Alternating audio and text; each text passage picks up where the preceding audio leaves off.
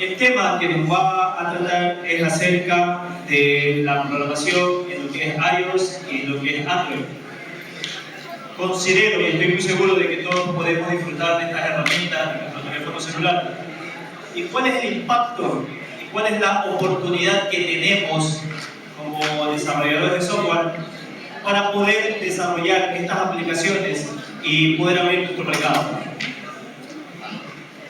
En la vida de todo programador llega un momento en el que tiene que tomar una difícil decisión que marcará su futuro para siempre. ¿Qué es mejor programar, en iOS o en Android? Para dar respuesta a esta pregunta, vamos a conocer las principales virtudes de cada uno de los sistemas operativos para que podáis valorar si queréis más a papá o a mamá. De momento adelanto que Swift y Kotlin son lenguajes de programación orientados a objetos. Los desarrolladores que utilizan iOS como sistema operativo para programar usan lenguajes Objective-C y Swift. En cambio, los desarrolladores de Android utilizan el lenguaje Java y ahora también Kotlin. Para dilucidar esta temática, llamamos al conferencista, el ingeniero Juan Villalbazo, quien es ingeniero informático y desarrollador de software de la Universidad Autónoma de Nueva León, experto en Android y aplicaciones móviles para Apple. Se desempeña actualmente como instructor de programación en Udemy. He podido disfrutar de sus capacitaciones, son muy buenas, y en algunos estudiantes le he compartido esta posibilidad de aprendizaje. Actualmente se dedica a impartir cursos y conferencias de programación y creación de videos motivacionales a través de la plataforma YouTube. Por favor, a los presentes, demos una calurosa bienvenida a nuestro expositor.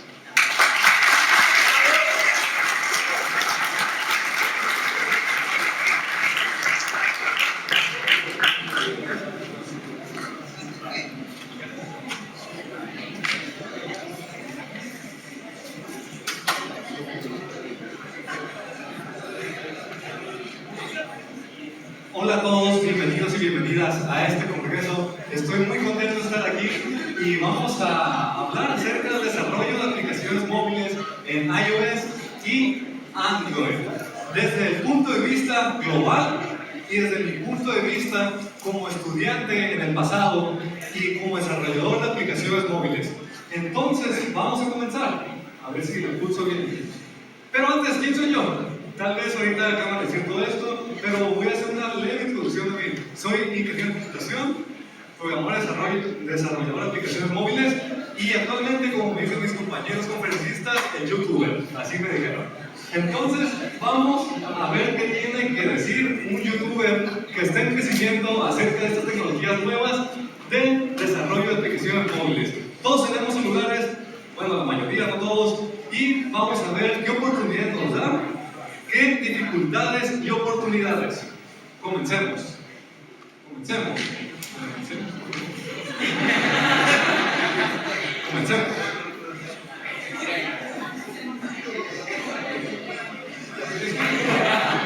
Un aplauso porque ya se preocupó.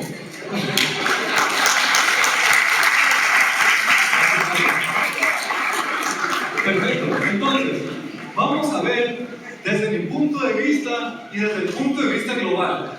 Comenzando por el punto de vista global, si no me voy a ver muy egocéntrico, así que comencemos desde el punto de vista del mundo.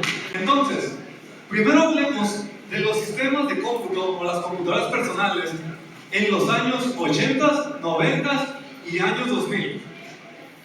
Desde 1980 al 89, del 90 al 99 y del 2000 al 2009 aproximadamente.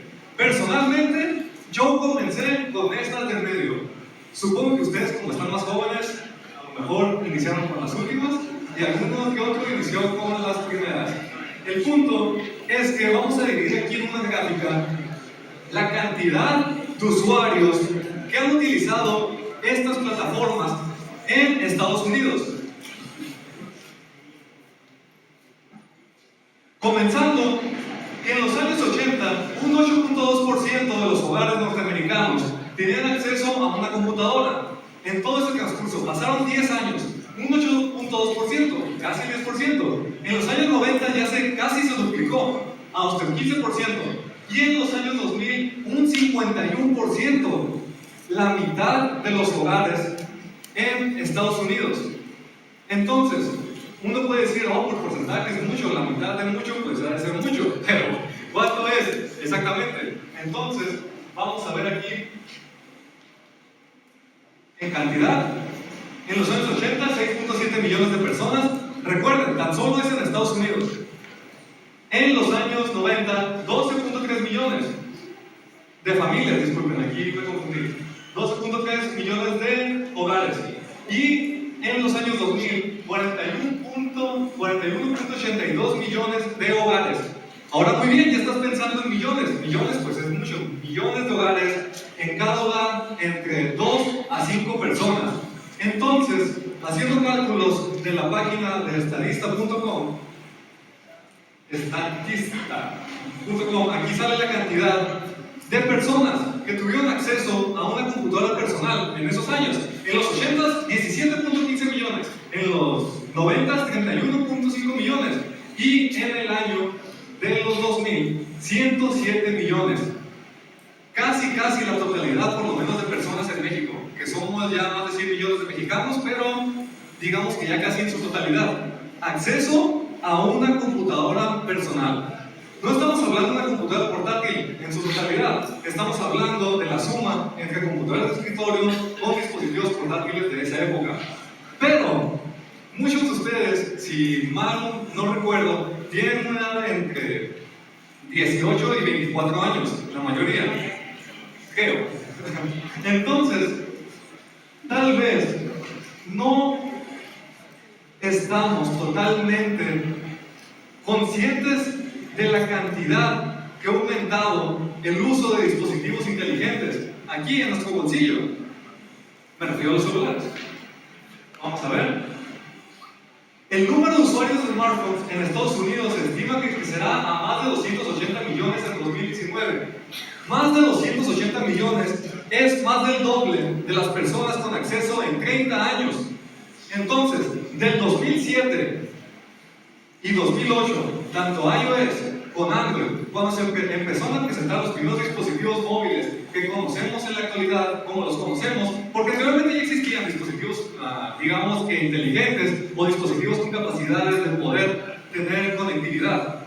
Pero, a como los conocemos actualmente, todo inició con el iPhone, 2007, Android 2008. Han pasado aproximadamente 10 años y en tan solo 10 años ha más de duplicado la cantidad de usuarios en tan solo una década o un poco más.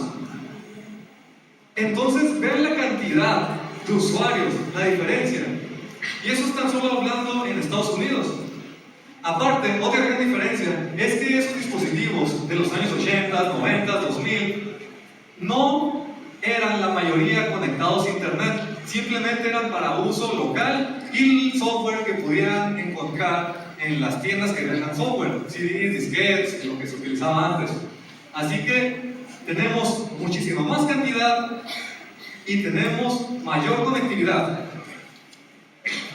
Pero si hablamos mundialmente, ya estamos hablando que se espera que para el año 2019, o sea ya próximamente, va a haber 2.5 billones, miles de millones de usuarios que tienen un smartphone, un dispositivo inteligente. Mundialmente, estamos hablando de una tercera parte, si mal no me equivoco, porque creo que ya vamos por 7 puntos y algo millones de personas en el mundo, que vamos a tener acceso a un smartphone. Y la mayoría que tiene acceso a un smartphone también tiene acceso al internet.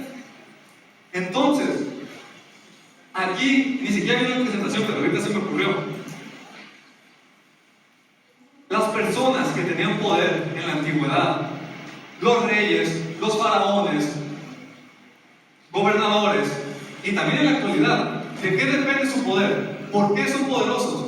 Porque tienen acceso a conectarse, a hablar, a influir a demás personas. Entre más personas tengan bajo su dominio, se podría decir, o bajo su influencia, más capacidad y más poder van a tener. Una nación con más poder. Ahora, actualmente, pónganse a pensar que tan solo en el año que viene tenemos la posibilidad de que con los dispositivos que tenemos en nuestros bolsillos podríamos acceder, hipotéticamente, a una tercera parte de todo el mundo. Ahí ya tenemos que tomar en cuenta también el idioma, también las plataformas que no siempre dan acceso a que vean nuestro contenido. Pero lo que quiero que tomen de esto es que tenemos la posibilidad de conectarnos con millones de personas y cada vez va a ser más.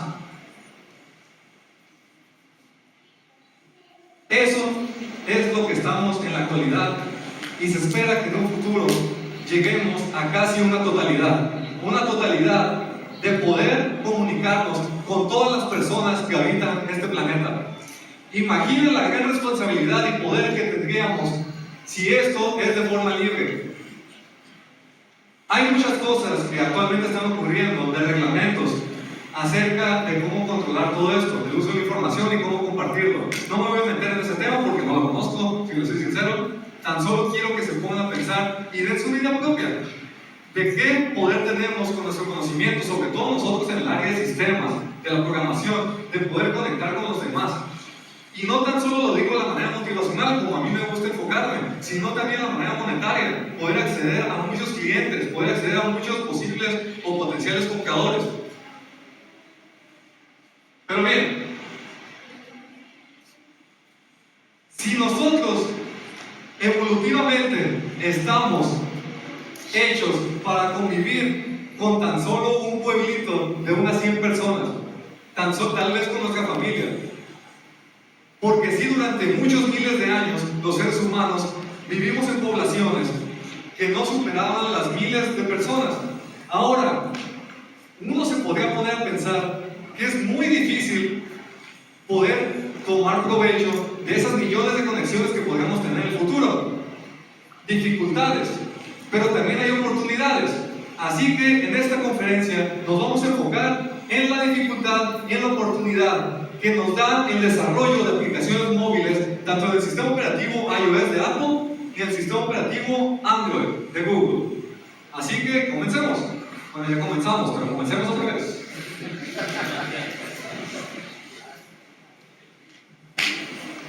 Deje tomar agua. Un aplauso es bien, por bien.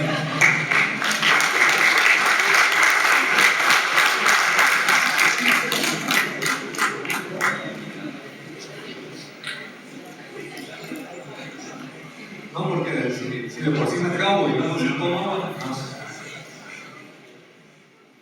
¿Me pueden recorrer, por favor? ¿Otro? Ahora sí, para adelante, por favor. Gracias. Creo que funciona más decirlo por micrófono que con esto. Muy bien. Entonces, dificultades. Primero tratemos de quitar el mito de la dificultad de crear aplicaciones móviles en iOS y en Android. Vamos a ver las diferencias. Primero, los requisitos para crear aplicaciones nativas en iOS y Android. Comencemos por la manzanita porque no fueron los primeros, pero fueron los que hicieron popular el desarrollo de aplicaciones y su uso. iOS. Estos son los 3 requisitos principales. Para comenzar, vamos a hablar tan solo de 3 requisitos. Ya si hablamos de 3 requisitos no suena tan difícil, ¿verdad? Por lo menos para mí. Al momento en que estuve estudiando, si me hubieran dicho que tan solo requería 3 cosas, me hubiera aventado antes a hacer desarrollo de aplicaciones móviles. Entonces, comencemos con el requisito número 1. macOS. ¿No tienes una computadora Mac? Pues ya ni modo, así estuvo muy difícil entonces. Porque la verdad sí están muy caras las computadoras. Pero bueno, por mientras les puedo decir eso. Un requisito es tener macOS, el sistema operativo de Apple. El análogo, digamos que de Microsoft sería Windows. ¿Ok? El segundo requisito, un IDE, Xcode. Para los que no lo sepan, básicamente es un programa que te ayuda a programar, un programa que te ayuda a desarrollar, ¿ok? Un IDE de programación. En este caso se llama Xcode. El lado bueno es que es totalmente gratuito. Eso se esperaría porque ya cuesta mucho la computadora. Lo bueno es que ya tengan el acceso al programa de forma gratuita. Entonces, es el segundo requisito, tener el programa que te ayuda a programar las aplicaciones. Bien, ya tengo mi computadora Mac que estuve ahorrando por mucho tiempo. En mi caso, la mía la conseguí con una beca de la universidad, o sea que ustedes aprovechen si pueden tener becas aquí y se pueden comprar una Mac. Segundo requisito, un programa para programar. Tercer requisito, un lenguaje de programación. ¿Qué es un lenguaje de programación? Así como en la vida real, un lenguaje te ayuda a comunicarte. Aquí en las computadoras y en los programas, un lenguaje de programación, como su nombre indica, es un lenguaje que te ayuda a programar. Un lenguaje por el cual tú programas un código que va a interpretar el compilador y eso va a hacer que el CPU lo va a poder procesar, va a entender lo que tú estás hablando. Básicamente las computadoras son muy tontas y tenemos que hablarle de un nivel muy alto a un nivel intermedio con el líder de la programación, a un nivel más bajo que sería ya los fierros, el CPU, ¿ok? Muchas veces nosotros pensamos que las computadoras y todo eso es de genios, pero en verdad nosotros, nuestra habla, nuestro cerebro es mucho más inteligente, por lo menos antes de que nos conquisten en unos 100 años, cuando sea la inteligencia artificial muy avanzada. Pero por mientras, ustedes siéntanse superiores. Así que ya tenemos estas tres cosas: sistema operativo, IDEX Code, lenguaje de programación, en este caso, Swift. Tenemos también la posibilidad de utilizar el lenguaje llamado Objective-C, pero la verdad es algo más complicado y aquí estamos tratando de quitar el mito de la dificultad, así que vamos a poner el más sencillo. El más sencillo se llama Swift, fue presentado en la conferencia de developers en 2014 por Apple, en la WWDC 2014. Entonces, desde que apareció ese lenguaje de programación, ha sido mucho más sencillo programar aplicaciones móviles para el sistema operativo de Apple, iOS. Pero ahora, de estos tres, ¿qué es lo más difícil de conseguir?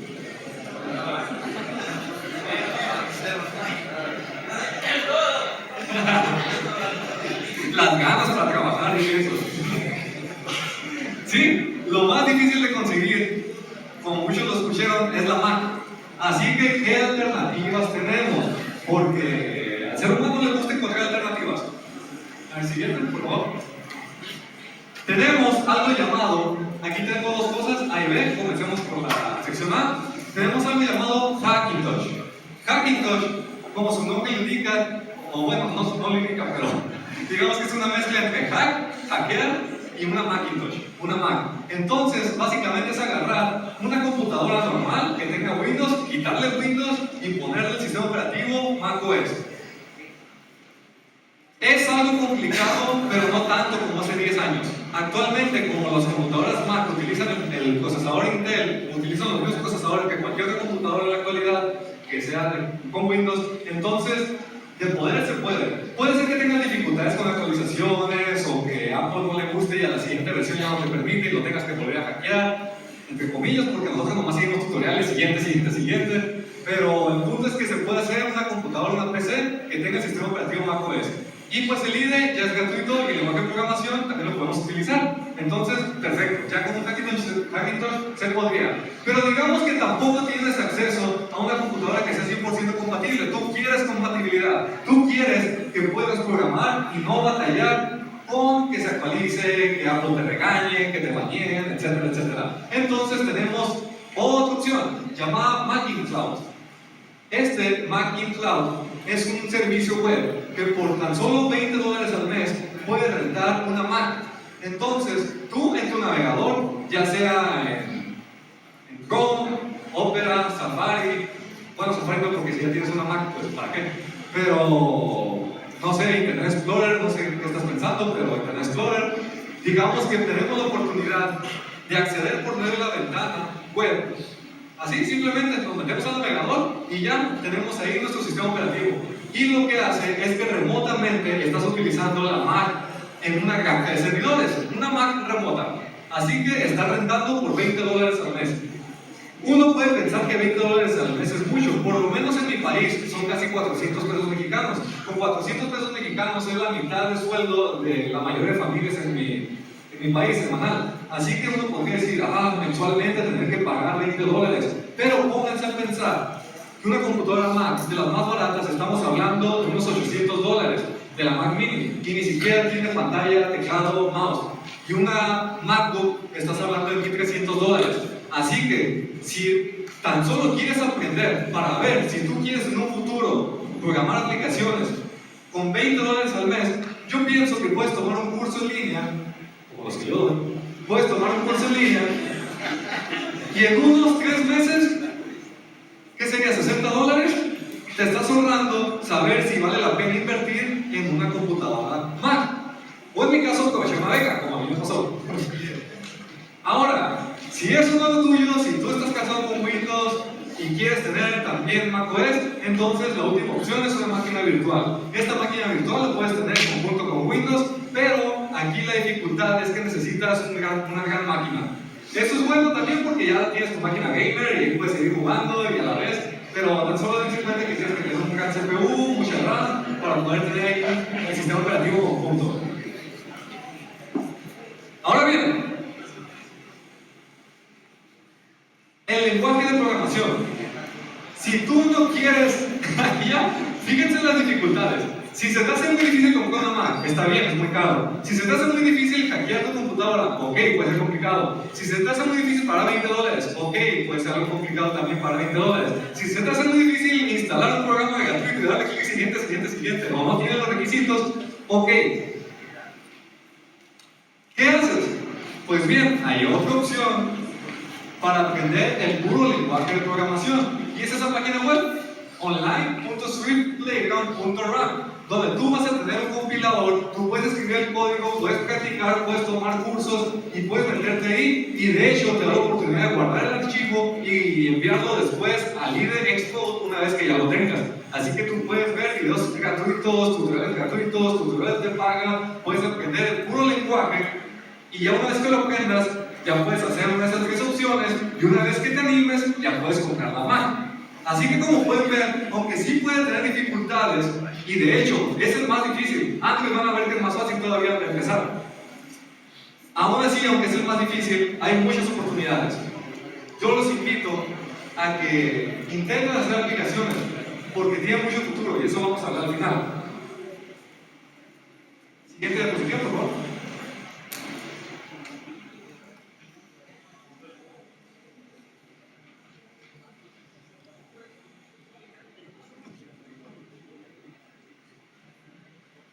Muy bien, entonces, la siguiente alternativa es Android. El sistema operativo que requieres para programar en Android, Windows, macOS, Linux, básicamente en cualquiera, no hay problema. Tú puedes descargarlo, es gratuito, simplemente pones Android Developer en Google y te aparece ahí la primera opción. El IDE o ID es Android Studio, y de hecho no tienes tan solo esa opción, tienes otras, como por ejemplo Eclipse. Cualquier intérprete o programa que puedas programar que puedas utilizar Java, la mayoría tiene módulos para poder programar aplicaciones en Android. Ahora bien, ¿qué lenguaje de programación se utiliza? Se puede utilizar Java, pero está un poco más complejo, no tanto como Objective-C, como vimos en las diapositivas pasadas, pero sí un poco más que la versión nueva, Kotlin. Así que aquí lo estamos viendo como un análogo. Veámoslo. Tenemos iOS con Swift. Tenemos Android con Kotlin. iOS y Android son los sistemas operativos, el sistema por el cual corren tus aplicaciones. Y el programa se hace por medio de código con el lenguaje de programación, tanto Swift como Kotlin. Ahora muy bien, en lo que es el IDE, tanto Xcode como Android Studio son gratuitos. Y vamos a ver un poco más de ellos. Siguiente diapositiva, por favor. Pero antes, 2 opciones más. Esta página, developer.android.com, ahí pueden descargar Android Studio gratuitamente. Y kai.kotlinlang.org, básicamente la versión del link anterior que les puse, donde puedes tú compilar código de Kotlin, el lenguaje. Ahora bien, quiero que se pongan aquí, que vean esto, es una nota muy importante. Una cosa es el lenguaje de programación y otra cosa es hacer aplicaciones Android y iOS. Por ejemplo, aquí con Kotlin, tú en esta página web puedes utilizar el lenguaje de programación Kotlin, pero recuerden, el lenguaje de programación te ayuda a comunicarte con tu dispositivo. No a fuerzas tiene que ser un dispositivo Android, no a fuerzas tiene que ser un dispositivo iOS. Por ejemplo, con Kotlin se podría programar en otras plataformas, por ejemplo, en servidores, igualmente en Swift. Swift ya es de código libre, así que tenemos la oportunidad de utilizar Swift para hacer otras aplicaciones, por ejemplo, de aplicaciones de servidor. Pero aquí estamos hablando acerca de aplicaciones, ¿ok? Pero si quieren aprender por el lenguaje, para hacer cualquier otra cosa, se puede hacer en esas páginas que les mandé, si no quieren hacerlo con el libre. ¿Ok? ¿Siguiente? Entonces, ¿cómo es Xcode? ¿Cómo es Android Studio? Para que vean que no está tan feo, no está tan complicado. Aquí tenemos una captura de pantalla, Xcode. Arriba están comentarios, un pequeño código. Del lado izquierdo, en este primer plano, aquí tenemos los archivos que estamos utilizando. Estamos viendo el código de programación escrito en el lenguaje de programación Swift. Y aquí estamos viendo el resultado, que tan solo es una pantalla con un iPhone y que dice hola a todos. ¿Ok? No se ve nada intimidante. Siguiente diapositiva, por favor. Aquí ya se ve un poco más intimidante.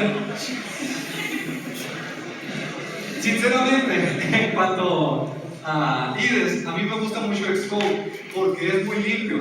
A Apple le encanta la interfaz, lo estético, lo bonito, se ve en sus dispositivos, también se ve en la forma de programar, aunque también es muy complejo y tiene muchas opciones.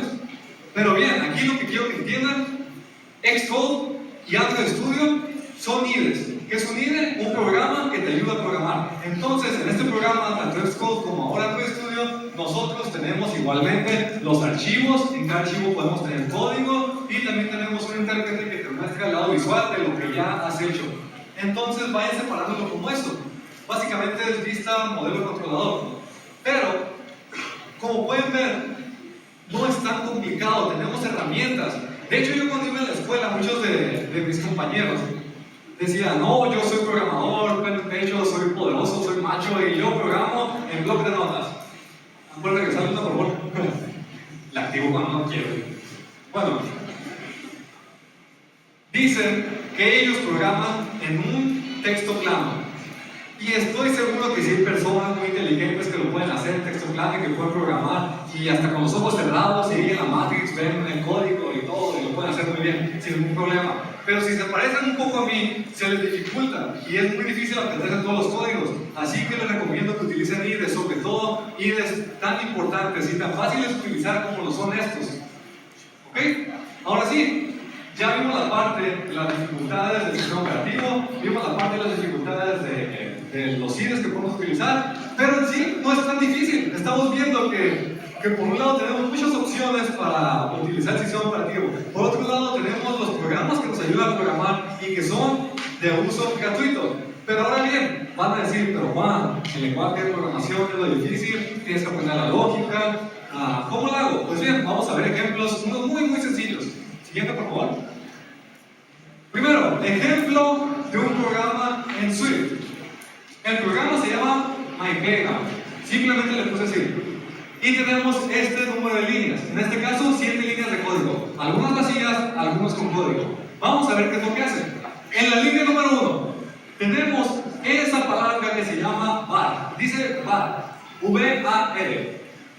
Var, al igual que fun, fíjense que está de color un poco rosa, morado, no sé muy bien de colores, pero está del mismo color. ¿Por qué? Porque son palabras reservadas. Son palabras que el sistema tiene reservado para hacer cierta funcionalidad. En este caso, ¿qué funcionalidad tiene la palabra reservada var? Es simplemente decir que lo que pongas después va a ser el nombre de una variable. Var, variable, tiene sentido. Entonces tenemos una variable llamado mi mensaje. ¿Qué es una variable? Una variable, a mí me gusta verlo con la analogía de una caja. Una caja donde tú puedes guardar cosas. En este caso, una variable es un espacio de memoria en tu dispositivo donde puedes guardar datos. Ahora, ¿de qué tipo de datos puedes guardar? En este caso, estamos guardando el tipo de dato llamado string. Arriba dice igual a hola mundo, entre comillas. Esas comillas te están denotando que tienes una cadena de texto. Esa cadena de texto dice hola a todos y se está asignando por medio del operador del igual a la variable mi mensaje. Muy bien, en la línea 1 tenemos una variable llamada mi mensaje y este mi mensaje está guardando una cadena de texto llamado hola a todos. Simplemente guarda eso. Ahora tenemos la siguiente palabra reservada en la línea número 3 que dice pum. ¿De qué creen que es pum? Exacto, función. Nos las dejan bien fácil. Entonces tenemos una función que se llama saludar y recibe como parámetro una variable, una propiedad llamada mensaje. ¿De qué tipo? De tipo string. Entonces nosotros le podemos enviar un mensaje de texto. ¿Y qué funcionalidad va a hacer? Simplemente va a imprimir el mensaje. Print, una función que imprime en consola. Entonces en la línea número 7 mandamos a llamar nuestra función saludar, le decimos, hey saludar, quiero enviarte un mensaje. Recibe el mensaje y imprímelo. Entonces le enviamos el mensaje, que se llama mi mensaje, el mensaje dice hola a todos, lo imprime en la línea número 4 y ya lo estamos mostrando en pantalla. Hola a todos. Eso ya es un programa completo con el lenguaje de programación Swift. Si a mí me hubieran dicho que así de fácil puedes iniciar, hubiera iniciado mucho antes. Pero muchas veces se ven programas muy complejos y uno se puede hasta marear de ver tanto código. A mí me pasa todavía, aunque ya tenga cierta práctica. Vamos a ver la siguiente diapositiva, por favor. Como pueden ver, en el lenguaje Kotlin es muy parecido. Tiene la palabra var, en lugar de func, es fun por divertido, supongo. Pero hace lo mismo, es una función. Function. También saludar, también recibir un mensaje, tiene una cadena de texto, hasta en la línea 7 se lo puse igual, igualmente muestra hola a todos. Entonces tienes también un programa en Kotlin, se parece mucho. Así que, desmintiendo las dificultades, ya estamos viendo que tenemos muchas opciones para el sistema operativo. Estamos viendo que tenemos programas para programar gratuitos y fácil de acceso. Y estamos viendo que si aprendes un lenguaje, el otro básicamente ya te lo sabes también. Así que yo les pregunto, ¿es difícil la programación? La respuesta es sí. Sí es difícil programar, amigos, pero no es imposible. Con esto quiero que vean que uno puede iniciar y puede tener las herramientas necesarias para iniciar. Aquí al momento de decir dificultades, no quiero decirles que todos los programas van a ser así, no quiero decirles que todo va a ser fácil, no quiero decirles que se van a poner a estudiar un mes y ya lo van a saber todo. Quiero decirles que el iniciar es muy posible. Y si yo, una persona que tiene malísima memoria, puede hacerlo, ustedes también pueden hacerlo. Siguiente diapositiva, por favor. Ahora bien, los requisitos de hardware. Eso es en cuanto a software y la máquina. Vamos a ver los requisitos de hardware. En la parte de iOS, vimos que los requisitos eran tener el sistema operativo Mac. Eso implica que tienes que tener una computadora Mac. Eso implica que tienes que gastar mucho dinero. Y si no, pues tienes tres opciones: Hackintosh, Macintosh o emularlo.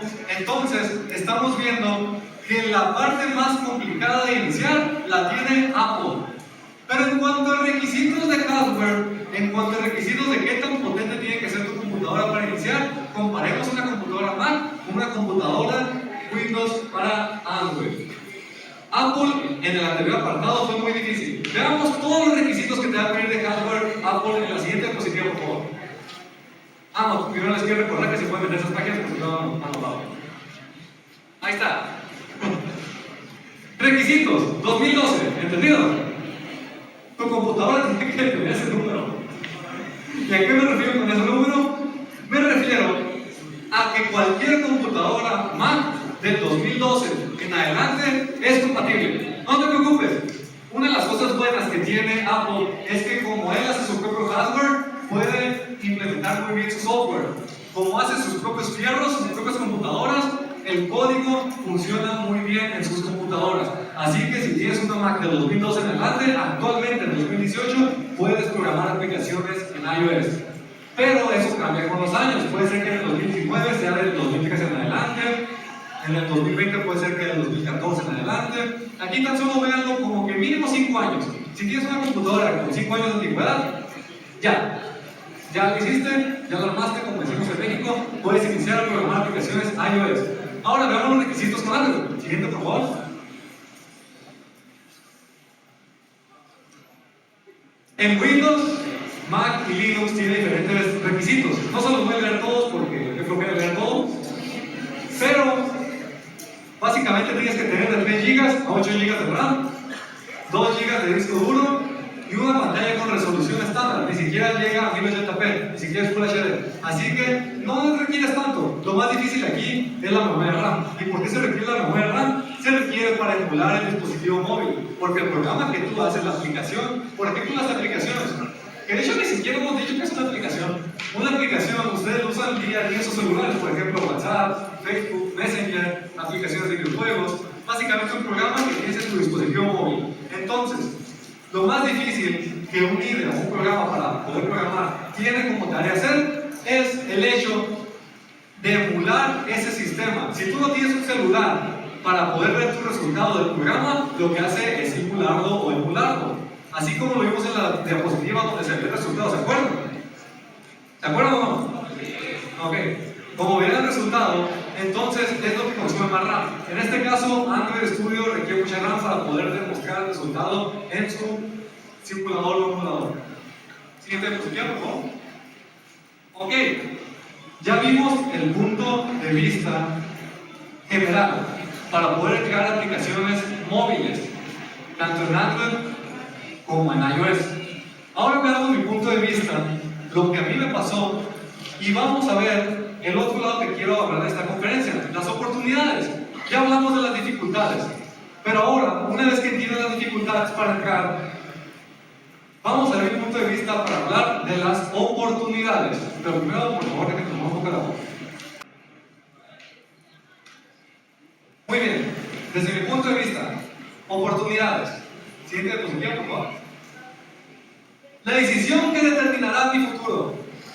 Por lo menos, eso fue cuando entré a un instituto superior.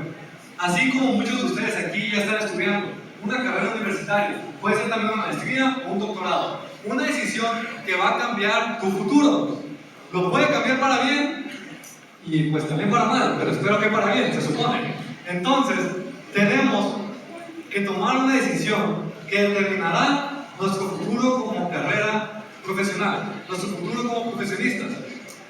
En mi caso, cuando yo estaba a punto de tomar la carrera de Ingeniería en Computación, les quiero decir que simplemente la tomé por el hecho de tomarla, porque es lo que seguía. Simplemente había terminado los estudios de bachillerato o estudios de preparatoria, ¿qué es lo que seguía? Pues la universidad. Entonces simplemente estudié, ni siquiera la pensé más. A lo mucho dije, creo que en esa carrera programa videojuegos, entonces me voy a meter a estudiar eso. Fue lo único que pensé. Pero entonces, quiero que ustedes vean que esta decisión que tomaron va a determinar mucho su futuro. Siguiente posición, ¿no? Pero una vez que estás en la escuela, puede hacerse, digamos que monótona, o puede hacerse simplemente en una zona de confort. Estás estudiando para pasar las materias y no reprobar. Estudias una materia, sea cálculo, física, química, programación. Estás estudiando, pasas la materia y ya, a descansar. Siguiente semestre o siguiente curso, sigues estudiando, pero tan solo para pasar la materia. Estás en una zona de confort porque ya tan solo tienes que estudiar para pasar una materia. Ni siquiera estás pensando por qué quieres aprender eso. Simplemente lo estás haciendo porque es lo que tienes que hacer. Es lo que espera la sociedad de ti, es lo que espera tu familia de ti. Y es lo que me pasó a mí. Una zona de confort de tan solo estudiar para pasar. En mi caso reprobé un semestre completo. Pero llegó un punto en que la zona de confort tuve que quitármela. ¿Cómo me quité la zona de confort? Pateándome a mí mismo y yéndome de intercambio estudiantil. ¿Siente positivo? Entonces, en el intercambio estudiantil, lo que hice básicamente es irme de mi zona de confort, irme a otra ciudad, a otro estado, estudiar y mejorar mis habilidades de programación. Les recomiendo que si su institución tiene oportunidades, ya sea de intercambio estudiantil, de becas, o de asesorías o de ayuda, tomen todas las oportunidades que tengan, porque en un futuro, cuando salgan de sus estudios, van a ver que están en la gloria, están muy bien. El mundo real es más difícil, pero si desde ahorita se pueden hacer proyectos, si desde ahorita se pueden a programar aplicaciones, si desde ahorita se pueden hacer cosas para su futuro, van a ver que eso, los proyectos que hagan, hablan muchísimo mejor que un currículum o una hoja de vida que la persona encargada de recursos humanos tan solo lo va a agarrar y lo va a poner con el montón.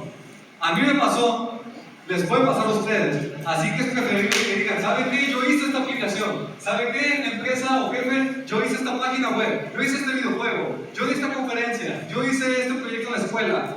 es mucho mejor que tan solo decir que estudiaste y tienes una carrera. Siguiente, por favor. Y es ahí cuando llegan las oportunidades. Tienes una dificultad, como tienes una dificultad, tienes una oportunidad de sobrellevar esa dificultad. En mi caso, me gustaría decir que siempre he visto las dificultades y he tomado la oportunidad. La verdad es que no, muchas de las veces lo tomo casi ciegamente. Pero siempre intento seguir adelante. Y eso es lo que espero que ustedes en esta conferencia y las demás que vean las dificultades de lo que están viendo, que les están mostrando, pero vean que detrás de esas ecuaciones matemáticas, detrás de esas dificultades de aprendizaje, detrás de ese programa, detrás de ese código, detrás de todas las horas y horas de estudio, se encuentran una o varias oportunidades. Siguiente, por favor. En mi caso, el hecho de aprender a programar aplicaciones móviles me ayudó a conseguir empleo en una empresa local. Me ayudó a conseguir empleo en una empresa local porque vieron que, aparte de que tenía mi currículum de que había terminado mis estudios universitarios, vieron que había desarrollado un videojuego, uno muy sencillo, que mi pareja me ayudó, y yo lo amo mucho por haberme ayudado a haber desarrollado, porque la verdad yo tengo muy malos gustos de color, forma y cosas de esas artísticas. Yo simplemente escribí el código, y la verdad, esa, aunque fuera una aplicación muy sencilla y no la descargara más de 100 personas en un inicio, me dio una gran oportunidad de conseguir un empleo en una empresa local. ¿Por qué? Porque vieron que, aparte de salir de mis estudios, no tan solo tenía una hojita que decía que era ingeniero en computación, sino tenía algo que yo creé y compartí con los demás. Después de eso, me saqué otra vez de mi zona de confort y me fui a otro estado a trabajar. Igualmente, tuve dificultades al momento de crear cursos en línea, como lo hago actualmente en Udemy. Dificultades en iniciar mi canal de YouTube. Al principio me veía 1 o 2 personas al mes. 2 personas. Y yo, pues veía ahí nomás 2 personas. Y estaba feliz. 2 personas en el mundo me estaban viendo. Les importaba lo que decía. Entonces, fue difícil, pero poco a poco, haciendo más videos, haciendo más cursos, llegó un punto que pude salirme de mi empresa y ser independiente. Puede ser que de aquí a unos 10, 20 años diga, ¿por qué no tuve un trabajo normal? Y a lo mejor esté pidiendo limosna en la calle, pues que no tengo un seguro o algo así.